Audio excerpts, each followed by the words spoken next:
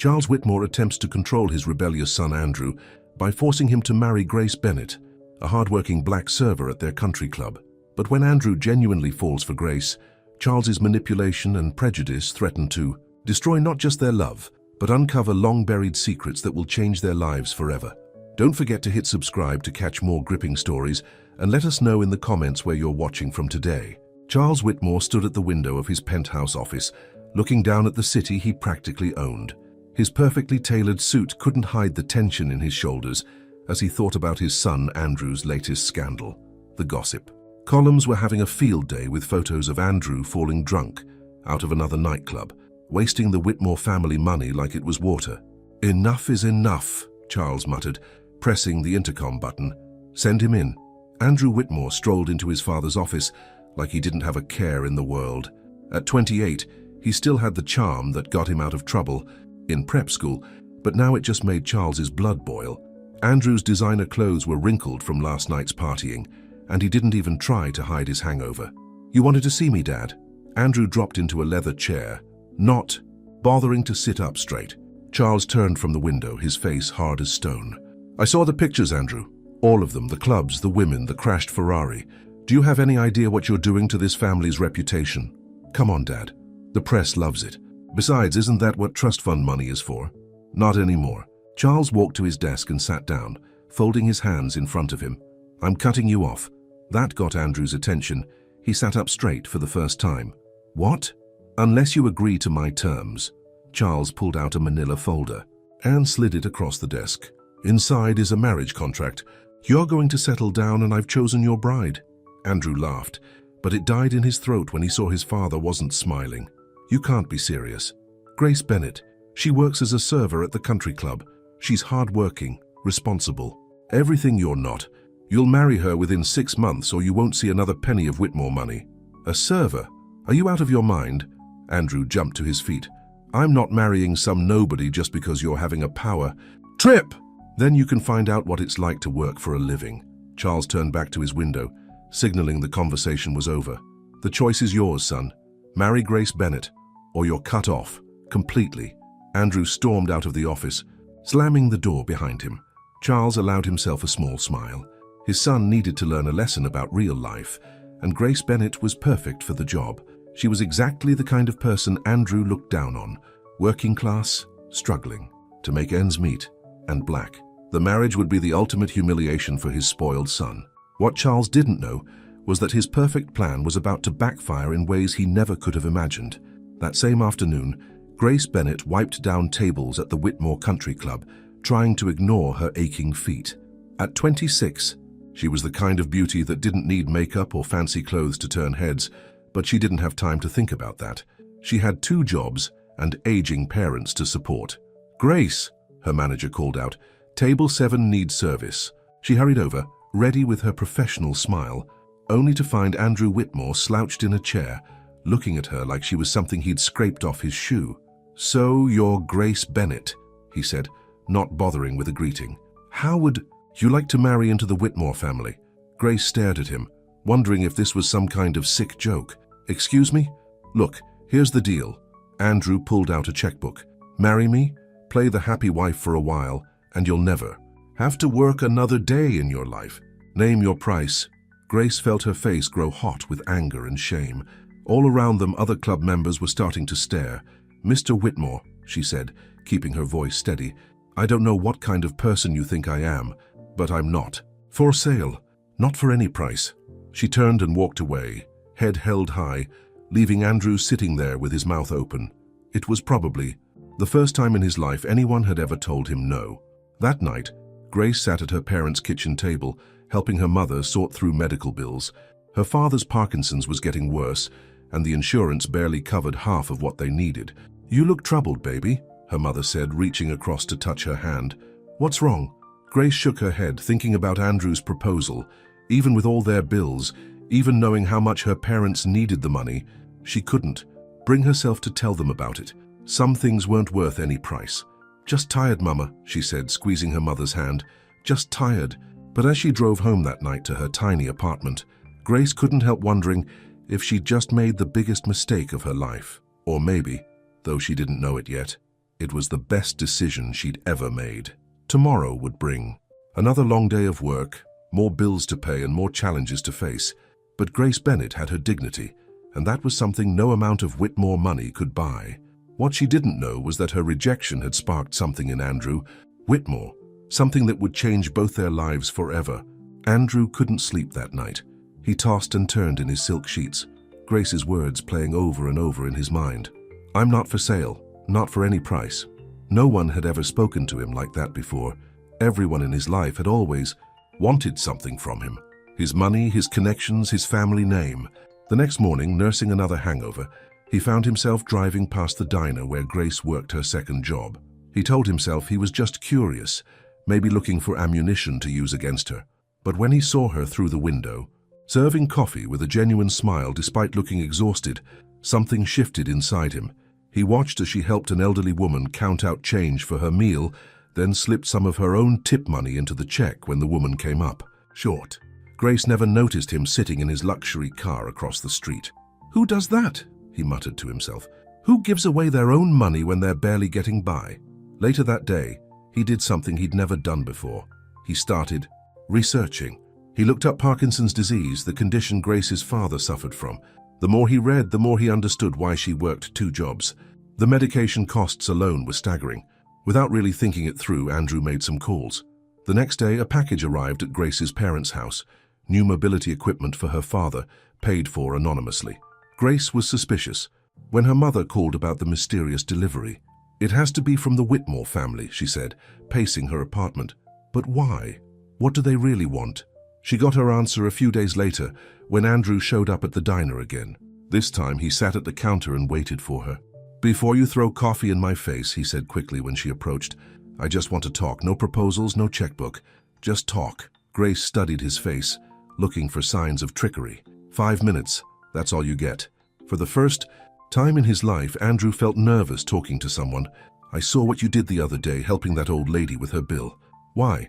"Because it was the right thing to do," Grace answered simply. "Is that really so hard to understand?" "Actually, yeah, it is." Andrew fiddled with his coffee cup. "In my world, nobody does anything unless there's something in it for them." Grace's expression softened just slightly. "That's sad, Mr. Whitmore." "Andrew, please." They ended up talking for more than 5 minutes. Andrew learned about Grace's struggles with her parents' medical bills, about her dreams of going back to school someday. He found himself telling her things he'd never told anyone, how empty his life felt, how his father's approval always seemed just out of reach. "Why did you really come here today?" Grace asked as her shift was ending. "I don't know," Andrew answered honestly. "Maybe because you're the first person who's ever made me feel ashamed of myself." Over the next few weeks, Andrew kept coming back to the diner. Sometimes they just talked for a few minutes, sometimes longer. He started paying attention to the other customers, noticing their stories. There was Tom, the veteran who could barely afford his coffee, and Maria, the single mum, who brought her kids in for the cheap breakfast special. One day, without telling Grace, Andrew arranged for Tom's VA benefits to be reviewed, connecting him with a lawyer who owed the Whitmore family a favor. He anonymously paid for Maria's kids' school supplies. Each small act made him feel something he'd never felt before, like his life had actual meaning. Grace noticed the changes in him, small as they were. The designer clothes gave way to more casual wear. The perpetual hangover look disappeared. He started asking questions about her life, really listening to the answers. But not everyone was happy about Andrew's transformation. Charles Whitmore watched with growing alarm as his son stopped appearing in gossip columns and started spending time in diners and working-class neighborhoods. "I told you to marry her, not become one of them," Charles confronted Andrew in his office. "What do you think you're doing?" "Maybe for the first time in my life I'm doing something real," Andrew shot back. Charles's face darkened. "Don't forget our deal. Either she marries you or you're cut off, and from what I hear, she's still saying no." "Maybe that's why I actually care about her," Andrew said quietly, "because she doesn't care about the money." That night, Charles made some calls of his own. If his son wasn't going to handle this situation properly, he would take matters into his own hands. Grace Bennett was becoming a problem, and Charles Whitmore knew exactly how to deal with problems. What he didn't count on was that his son had changed more than anyone realized. The old Andrew would have backed down, would have chosen money over everything else. But the man Grace was helping him become, that man was about to surprise everyone. Meanwhile, Grace lay awake in her bed, thinking about Andrew. She couldn't deny that he was different now, that something real was growing between them, but she also couldn't shake the feeling that trouble was coming. In her experience, happiness always came with a price. She had no idea how right she was. Grace knew something was wrong the moment she walked into the country club that morning. The other servers wouldn't meet her eyes, and her manager called her into the office right away. "I'm sorry, Grace," he said, not looking sorry at all. "We have to let you go." "What? Why?" Grace's heart pounded. She'd never been late, never missed a shift. There have been complaints, missing items, cash shortages. He slid a paper across the desk. "It's all documented here." Grace's hands shook as she looked at the paper. "These are lies. I've never stolen anything in my life." "I'm afraid the evidence is quite clear. You'll need to leave immediately." Walking out of the club with her things in a box, Grace saw Charles Whitmore watching from his office window. The look on his face told her everything she needed to know. At the diner, things weren't any better. Her manager there had also heard rumors about theft. By sunset, Grace had lost both her jobs. She sat in her old car in the parking lot trying not to cry. Her parents' medical bills were due next week. "I won't let him win," she whispered to herself, wiping away tears. "I won't." But Charles Whitmore was just getting started. The next day, Grace's landlord suddenly discovered problems with her rental application. She had 3 days to move out. When she applied for jobs at other restaurants, she found her references had been poisoned. No one would hire her. Andrew found her packing up her apartment. "Grace, what's going on? Why haven't you been at the diner?" She told him everything. With each word, Andrew's face got darker. "This is my father's doing," he said. "I'll talk to him, make him stop." "No." Grace folded another shirt into a box. "I won't have you fighting my battles. I'll figure something out. At least let me help. You can stay at my place." "That's exactly what your father wants." Grace turned to face him, eyes flashing. "Don't you see? He's trying to force me to depend on Whitmore money, to make me desperate enough to accept that marriage deal." Andrew ran his hands through his hair in frustration. "Then what can I do? I can't just watch him destroy your life." Grace touched his face gently. "You're not the same man who walked into that diner with a checkbook, Andrew. That's already more than I ever expected." That night, Andrew confronted his father in the Whitmore mansion. The huge house felt cold despite the expensive furnishings. "Stop what you're doing to Grace," Andrew demanded. "Now." Charles barely looked up from his desk. "I'm teaching you both a valuable lesson.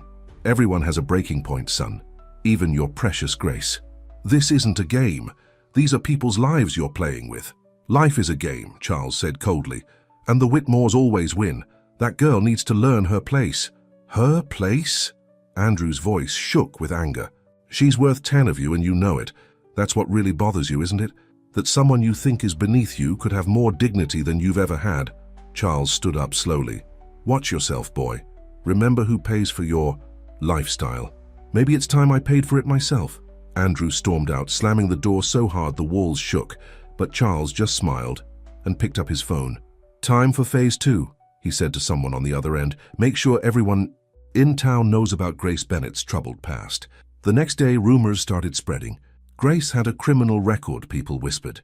She'd been involved in drugs. She'd stolen from every place she'd ever worked. None of it was true, but that didn't matter. In a small town, rumors could destroy someone just as surely as facts. Grace's parents started getting anonymous calls about their daughter. Her mother cried when she told Grace about them. Her father's health got worse from the stress. Andrew watched helplessly as Grace's world crumbled. He offered money, help, anything he could think of, but she refused it all. "I won't give him the satisfaction," she said. "I won't prove him right about me." But late at night, alone in her car because she couldn't afford a new apartment, Grace wondered how much more she could take. Her parents needed their medicine. The bills were piling up. And now, thanks to Charles's rumors, she couldn't even get a job washing dishes. She was running out of options, and Charles Whitmore knew it. The question was, what would break first, her spirit or her resolve? Andrew, watching Grace fight this lonely battle, felt something changing inside him. The spoiled boy who tried to buy her was dying, replaced by a man who understood what real strength looked like. But was he strong enough to stand against his father? Was he willing to give up everything for love? The answer would come sooner than either of them expected, and it would change their lives forever. The early morning sun found Grace sleeping in her car. parked behind the church where her parents still attended every Sunday. She woke up with a stiff neck and tears in her eyes. A week had passed since she'd lost her apartment, and her parents still didn't know she was homeless. She couldn't bear to add to their worries. A tap on her window made her jump. It was Mrs. Johnson, the pastor's wife, holding a thermos of coffee. "Child, how long have you been sleeping here?" The older woman's face was full of concern. Grace tried to smile. "It's just temporary, Mrs. Johnson. I'm figuring things out." "Those Whitmore rumors," Mrs. Johnson shook her head. "We've known you since you were a little girl. Nobody in this church believes a word of it. But kind words wouldn't pay the bills." Grace's parents' insurance had denied their latest claim, saying they'd reached their coverage limit. Her father needed his medication, and she was running out of options. Across town, Andrew sat in his luxury apartment staring at his phone. He'd just gotten a text from his father. "Final warning. End this nonsense with the girl, or you'll regret it." Something snapped inside him. He'd watched Grace lose everything, watched her suffer, and he couldn't take it anymore. He grabbed his keys and drove to the Whitmore building. He burst into his father's office without knocking. Charles was in the middle of a meeting with his board of directors. "Get out," Andrew told the board members. "I need to talk to my father." Charles's face turned red with anger. "How dare you interrupt?" "How dare I?" Andrew's voice rose. "How dare you destroy an innocent woman's life just to teach me a lesson? What kind of monster are you?" The board members hurried out, closing the door behind them. Charles stood up slowly. "I'm trying to protect you, to protect this family's legacy. By spreading lies? By making a good woman homeless?" Andrew slammed his hands on the desk. "I know about everything. The fake theft claims. The landlord, the rumors. Did you think I wouldn't find out?" "She's beneath you," Charles spat. "She's nothing but a—" "If you finish that sentence—" Andrew's voice went deadly quiet. "I'll never speak to you again." Charles studied his son's face. For the first time, he saw something there he'd never seen before. Real strength. "You really care about her, don't you?" Charles's voice softened slightly. "Son, I'm trying to save you from making a terrible mistake. The only mistake I made was trying to be like you." Andrew straightened up. "I'm done. Keep your money, keep your company, keep all of it. I choose Grace." "Don't be dramatic," Charles scoffed. "What are you going to do? Work as a waiter? You don't know how to do anything." "Then I'll learn." Andrew headed for the door, then turned back. "You know what the funny thing is? Grace never wanted your money. She just wanted to be treated with respect, something you know nothing about." As Andrew walked out of his father's office, his phone buzzed. It was Mrs. Johnson from the church. "Grace collapsed this morning. She's at Memorial Hospital." Andrew's heart stopped. He ran to his car, not even noticing his father watching from the window above. At the hospital, Grace was arguing with a nurse. "I'm fine," she insisted. "I just got dizzy. I can't afford to be here." "You're exhausted and malnourished," the nurse said firmly. "You need rest and proper food." Andrew burst into the room, out of breath. When he saw Grace in the hospital bed, looking small and pale, something broke inside him. "Enough," he said, taking her hand. "This has to stop. Andrew, I can't—" "Listen to me." He sat on the edge of her bed. "I just walked away from everything. The money, the company, all of it. I chose you. Now please let me help you." Grace stared at him, seeing the truth in his eyes. "You gave up everything? Why?" "Because I love you." The words came out naturally, surprising them both. "And because you taught me that some things are worth more than money." Tears filled Grace's eyes. "I love you too," she whispered. "But your father—" "Can't hurt us anymore," Andrew finished. "We'll start over, together."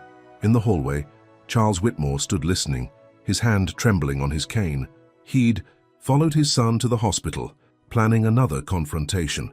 But hearing those words, seeing his son's transformation, made him question everything. For the first time in his life, Charles Whitmore wondered if he might be wrong. Back in the room, Andrew held Grace as she finally let herself cry. They had no idea what the future held, but they knew they'd face it together. Sometimes losing everything was the only way to find what really mattered, but their story wasn't over yet. Charles Whitmore never gave up easily, and he had one more card to play, one that would test their love in ways they never expected. Charles Whitmore sat alone in his study, drinking expensive scotch and staring at old family photos. There was Andrew at his prep school graduation, already showing signs of the rebellion that would plague their relationship. Next to it, a picture of Andrew's mother, gone too soon to see what their son had become. "I won't lose him," Charles muttered, picking up his phone. He dialed a number he rarely used. It's time. Get me everything you can on Grace Bennett's family. Everyone has secrets. Find them." A week later, Grace and Andrew were trying to build their new life. They'd found a small apartment, nothing like Andrew's old penthouse, but it was theirs. Andrew had swallowed his pride and taken a job at a local construction company, starting at the bottom. His hands were blistered from real work for the first time in his life. "How do people do this every day?" he asked Grace one evening, showing her his calloused palms. She kissed his rough hands. "You'll get stronger. I'm so proud of you." They were making plans to help Grace's parents move to a smaller house, one they could afford on their fixed income. Things weren't easy, but they had each other. That's when Charles made his move. Grace's father got a call from a lawyer. "Mr. Bennett, I'm representing a former business partner of yours from 20 years ago. Ring any bells?" The color drained from Mr. Bennett's face. There was a reason their family had moved to this town, leaving their old life behind. A reason they never talked about the past. That evening, Charles showed up at Grace's parents' house uninvited. Her mother almost fainted when she opened the door to find the richest man in town on their porch.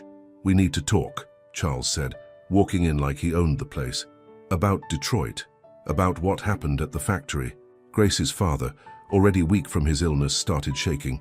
"How did you—" "I know everything." Charles sat down, pulling out a thick folder. The fire that killed 3 people, the investigation that was mysteriously dropped, the insurance, money that disappeared. "Daddy?" Grace's voice came from the doorway. She'd come to check on her parents, finding this nightmare instead. "What's he talking about?"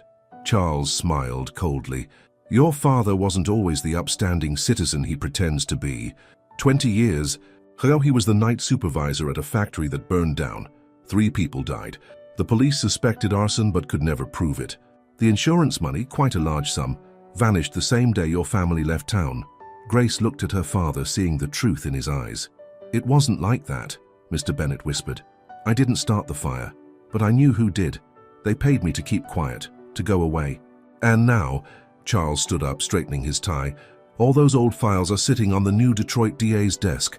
One phone call from me and your father spends whatever time he has left in prison." "You monster," Grace breathed. "Haven't you done enough? I'm offering you a choice." Charles turned to face her. "Marry my son, the proper church wedding, society pages, everything I originally wanted, and these files disappear forever.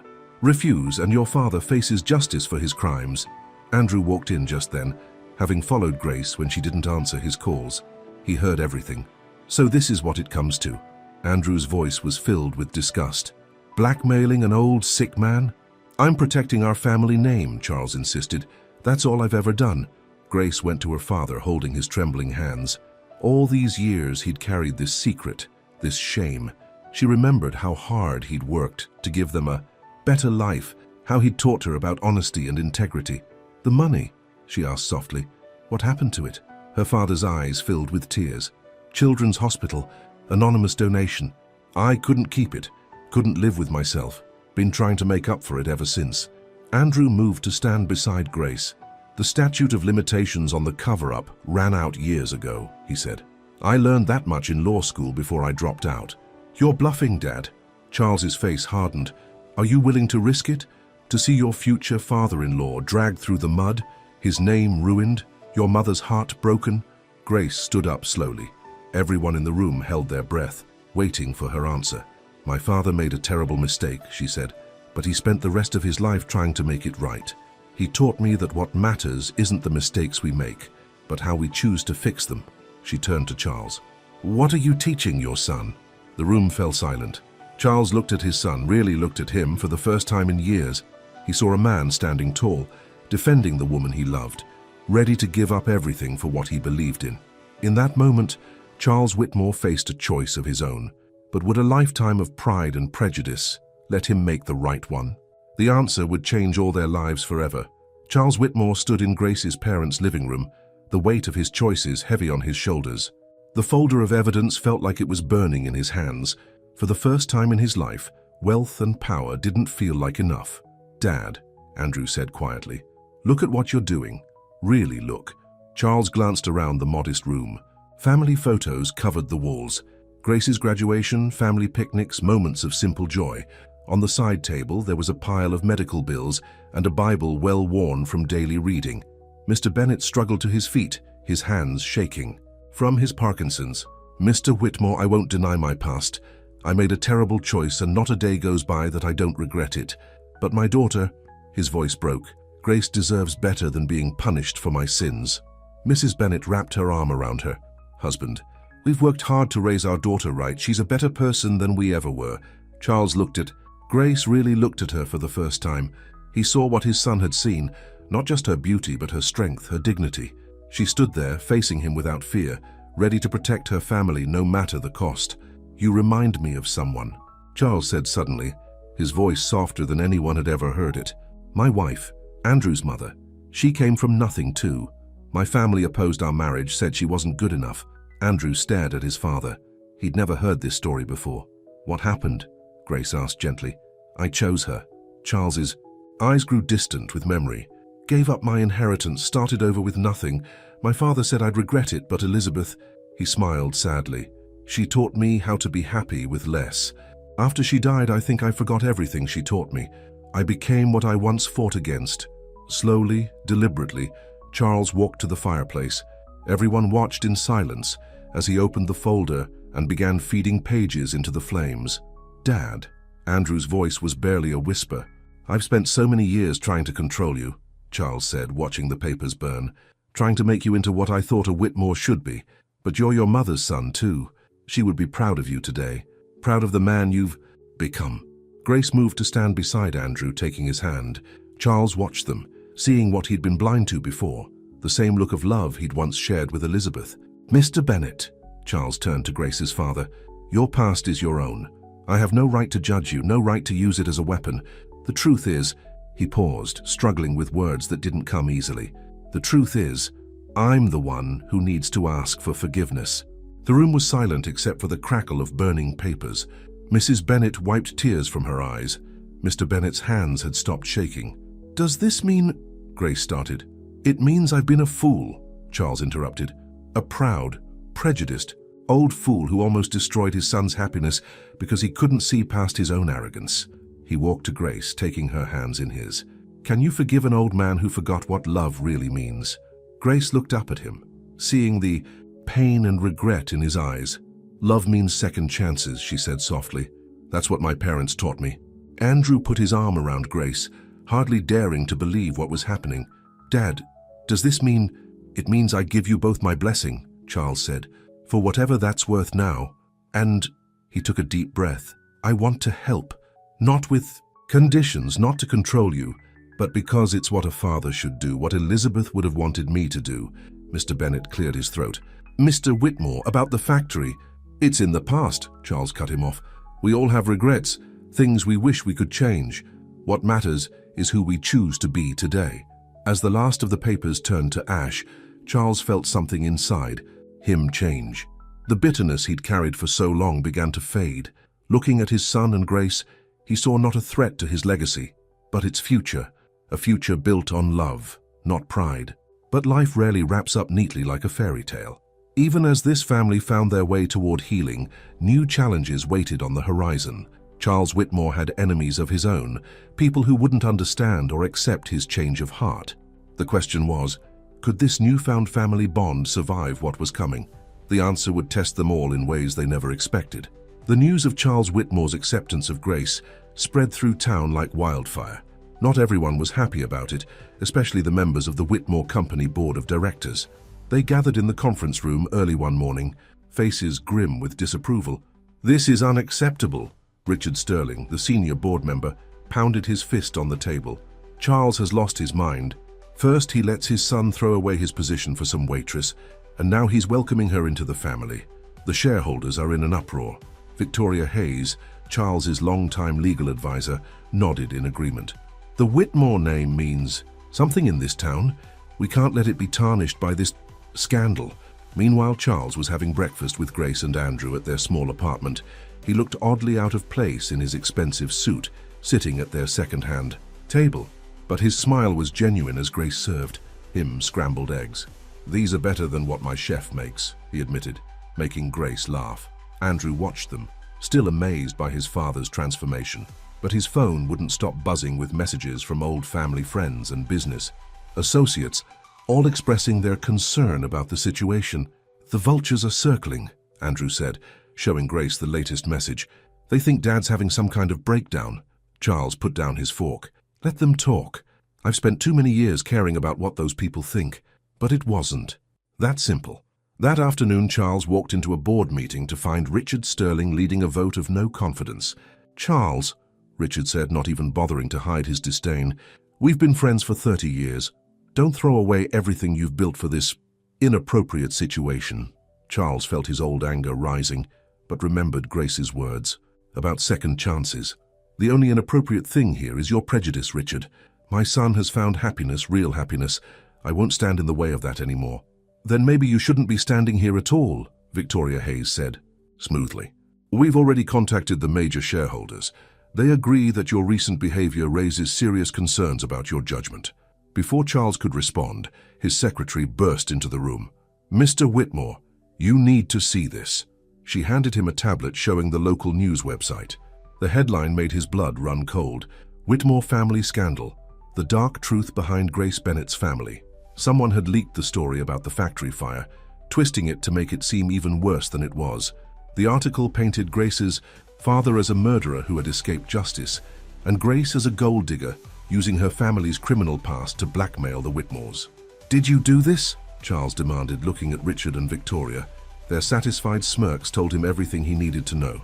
Grace was at work at her new job, a small bookkeeping position at a local charity, when her phone exploded with notifications. Her hands shook as she read the article. Within an hour, her boss called her into the office. "I'm sorry, Grace," he said, looking uncomfortable. "We're a charity. We can't have this kind of publicity." For the third time in as many months, Grace found herself walking out of a job, holding her belongings in a box. Andrew was furious when he found out. "We'll sue them for libel," he told Grace. "We'll fight back." But Grace was tired, so tired of fighting. "Maybe they're right," she said quietly. "Maybe I am destroying your family." "Don't you dare." Andrew took her face in his hands. "Don't let them win. Not after everything we've been through." Charles, meanwhile, faced his own crisis. The board called an emergency meeting to vote on his removal as CEO. Decades of work, his life's achievement, hung in the balance. But as he sat in his office, looking at an old photo of his late wife, Charles Whitmore smiled. He'd made his choice, and for the first time in years, he knew it was the right one. He picked up his phone and dialed a number he'd never used before. "Mr. Bennett? It's Charles Whitmore. I think it's time we told the real story about what happened at that factory. All of it. No more secrets, no more shame. What do you say?" Across town, Grace's father gripped the phone tightly.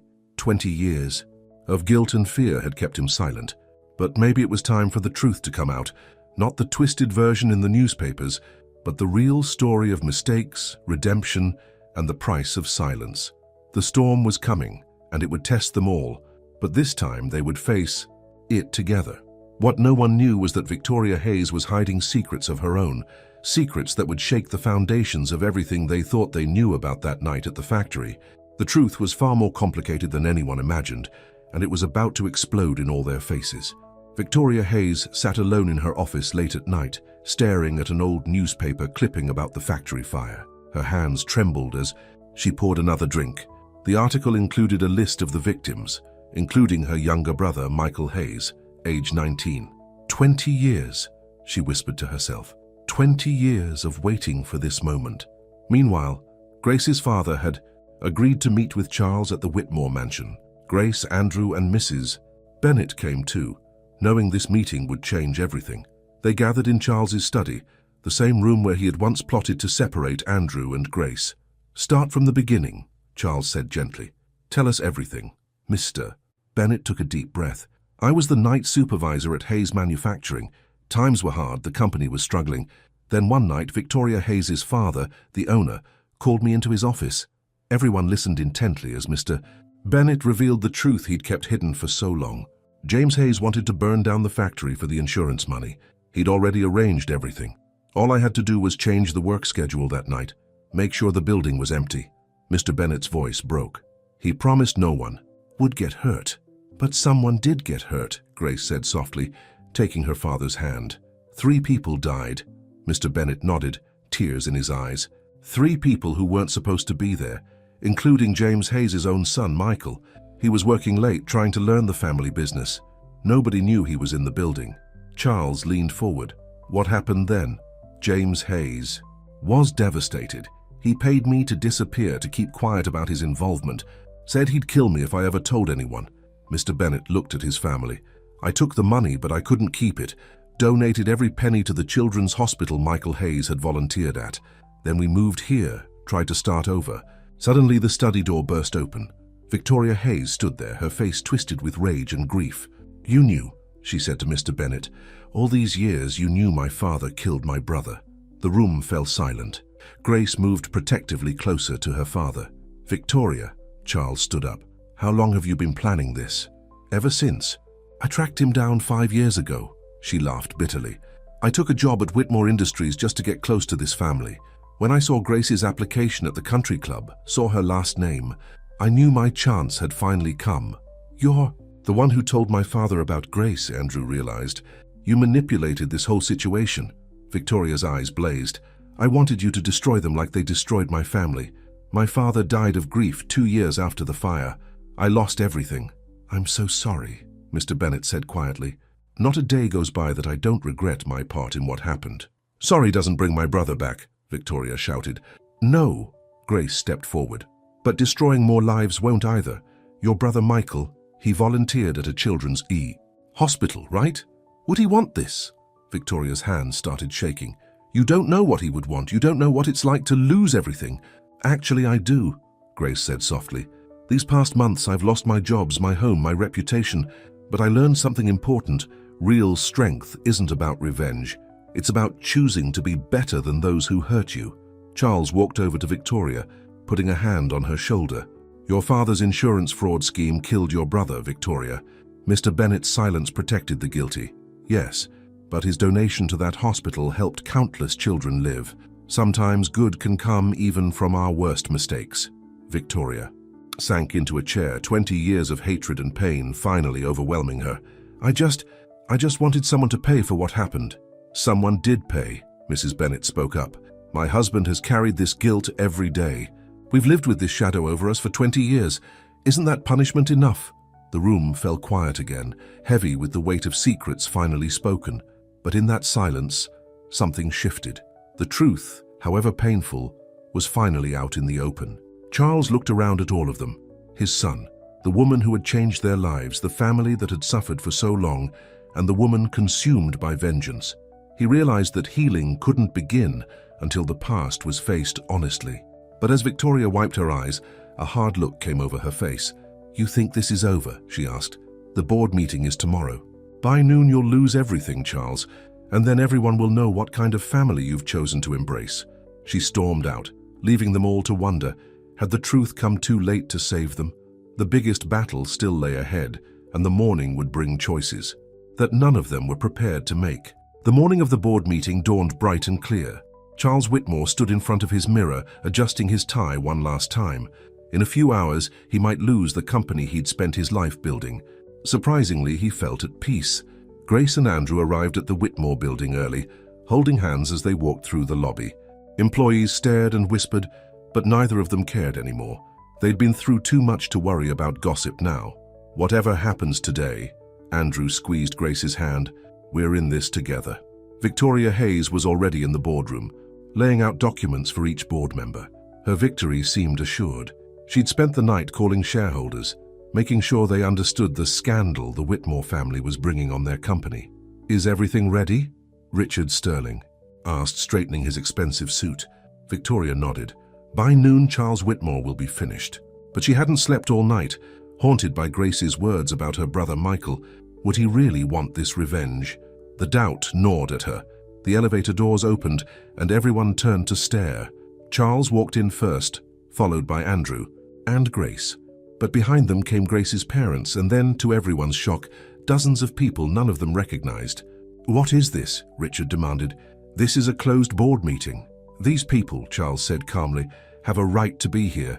They're all parents of children who were treated at the Michael Hayes Memorial Wing of Children's Hospital.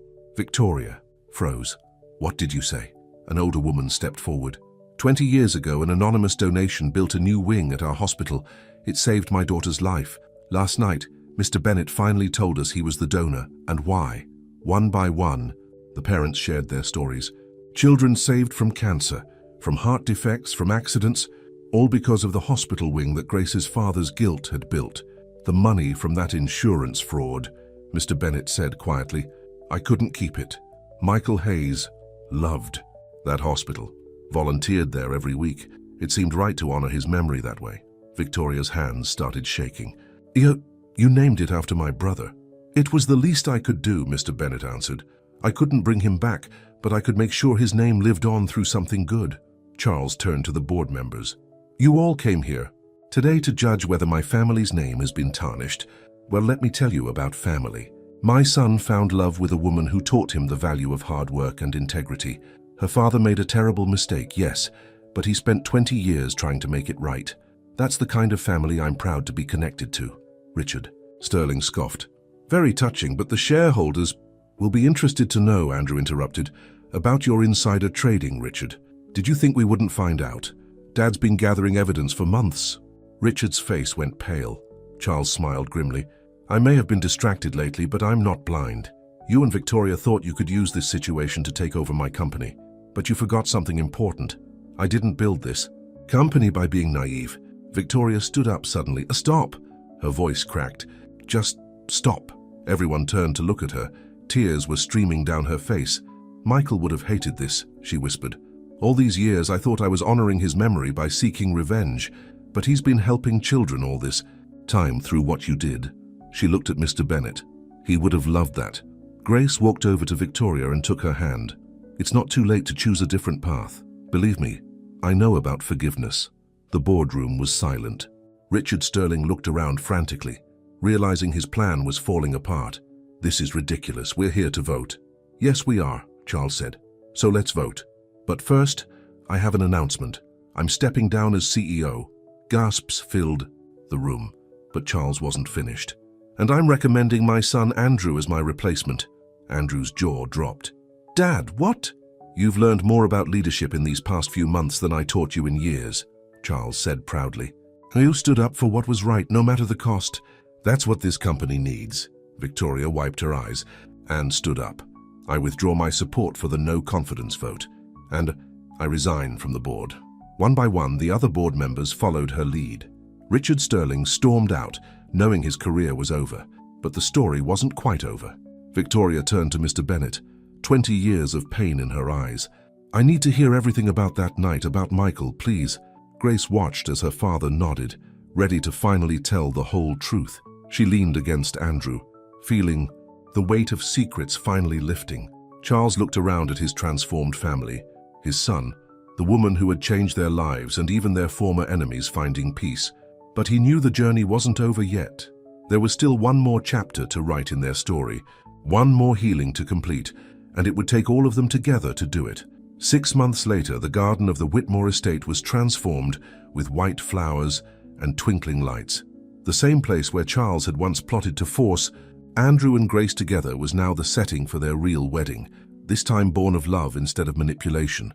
Grace stood in front of a mirror in one of the mansion's bedrooms, her mother helping her with her veil. Her wedding dress was elegant but simple, chosen for love, not for show. I still can't believe this is happening, Grace whispered. Her mother smiled, tears in her eyes. You deserve every bit of happiness, baby.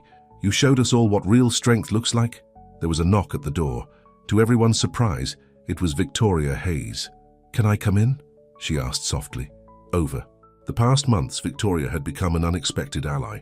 After learning the full truth about her brother's death and what Mr. Bennett had done with the insurance money, she'd thrown herself into working with the Children's Hospital, carrying on Michael's legacy the right way. I have something for you, Victoria said, holding out a small box. Inside was a delicate blue pendant. It was my brother Michael's last gift to me. Something borrowed, something blue. He would have wanted you to wear it today. Grace hugged her, both women crying. Thank you, Grace whispered, for choosing forgiveness. Meanwhile, Andrew was in his father's study, adjusting his bow tie. The past months had been a whirlwind. Taking over as CEO, he'd brought fresh ideas to the company, focusing on community development and ethical business practices. The shareholders who'd once opposed him now praised his leadership. "Your mother would be so proud of you," Charles said, watching his son, "of the man you've become." "Because of Grace," Andrew smiled. "She taught me what really matters." Charles nodded. "She taught us all." He pulled out an envelope. "Wedding present. The deed to a house, not too big, not too small, something you can make your own." Andrew started to protest, but Charles held up his hand. "No strings this time, no control. Just a father's love for his son and daughter-in-law." The garden ceremony was everything a fairy tale ending should be, but with something more, something real. Mr. Bennet, his hands steady for once, walked Grace down the aisle. Mrs. Bennet and Charles sat together in the front row, all old. Prejudices forgotten. The guests included corporate executives and hospital workers, society ladies and diner regulars. Tom, the veteran from the diner, sat proudly in his military uniform. Maria, the single mom, was there with her kids, all in new clothes they'd picked out themselves. When Grace and Andrew exchanged vows, their words weren't just promises. They were a testament to everything they'd overcome. "You taught me that love isn't about what you have," Andrew said, his voice thick with emotion. "It's about who you choose to be." "You showed me that real change is possible," Grace replied, squeezing his hands. "That love can heal even the deepest wounds." At the reception, Charles stood to give his toast. The usually composed businessman had tears in his eyes. "A year ago I thought I knew everything about success, about family, about what mattered in life. I was wrong." He looked at Grace and Andrew. "My son and his beautiful bride taught me that true wealth isn't in bank accounts or boardrooms. It's in the courage to stand up for what's right, the strength to forgive, and the wisdom to learn from our mistakes." Victoria raised her glass. "To Michael," she said softly, "who's still helping people even now."